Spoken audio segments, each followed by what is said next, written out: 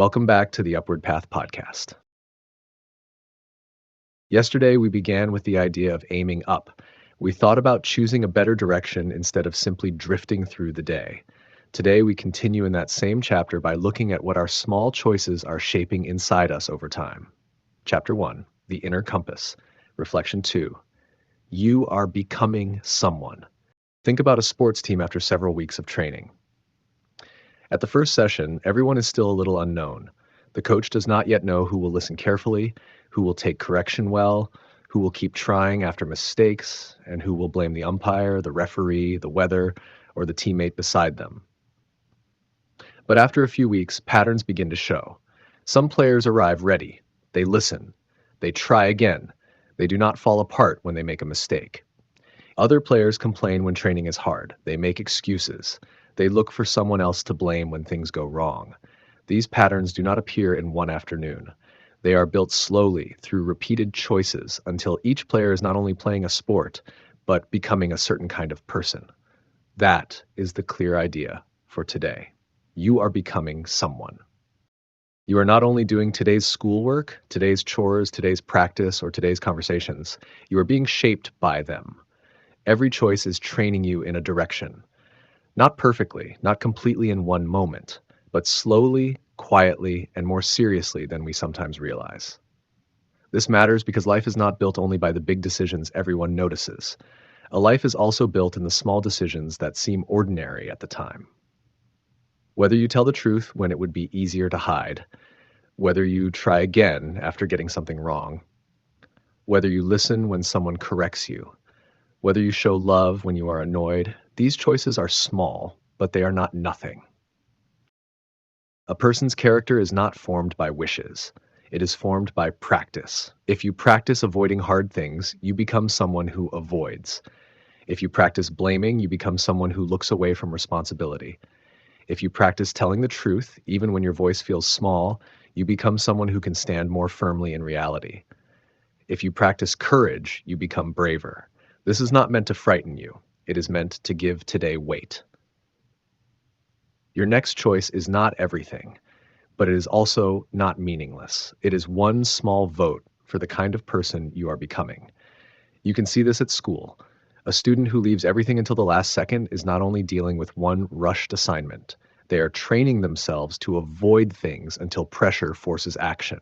A student who begins while the task is still manageable is not only finishing homework, they're becoming someone who faces reality earlier. You can see this at home too. When someone leaves a mess for someone else to clean up, that is not just a mess on the lounge room floor or in the bedroom. It is a small lesson in whether the burden belongs to me or to someone else. When a parent is tired but still chooses to speak calmly, that matters. It teaches the family that difficult moments do not have to become angry moments. Calm speech can bring steadiness into the room when everyone is under pressure. You can see this with friends.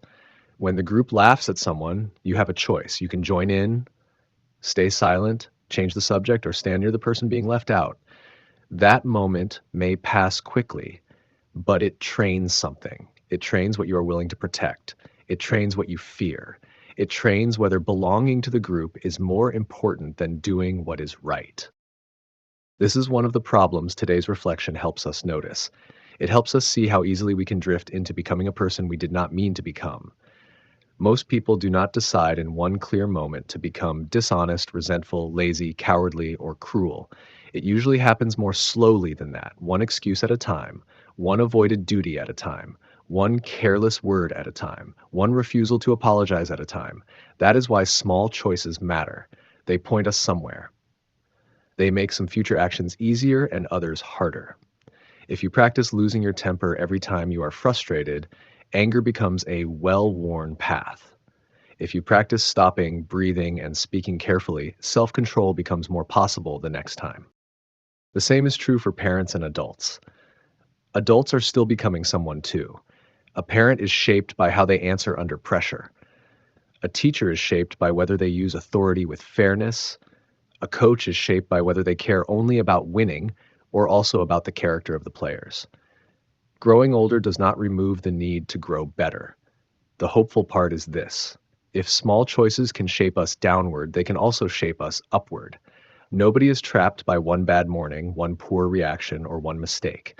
The point is not to become perfect. The point is to become awake, to notice the direction, to stop pretending that choices do not matter, to turn back sooner. A stronger and wiser person begins to ask better questions in the ordinary moments of life.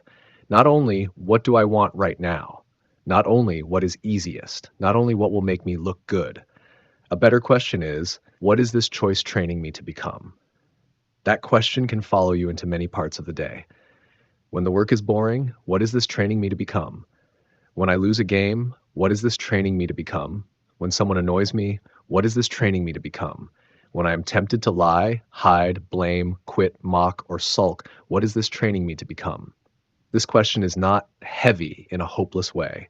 It is heavy in a meaningful way. It reminds us that today has dignity.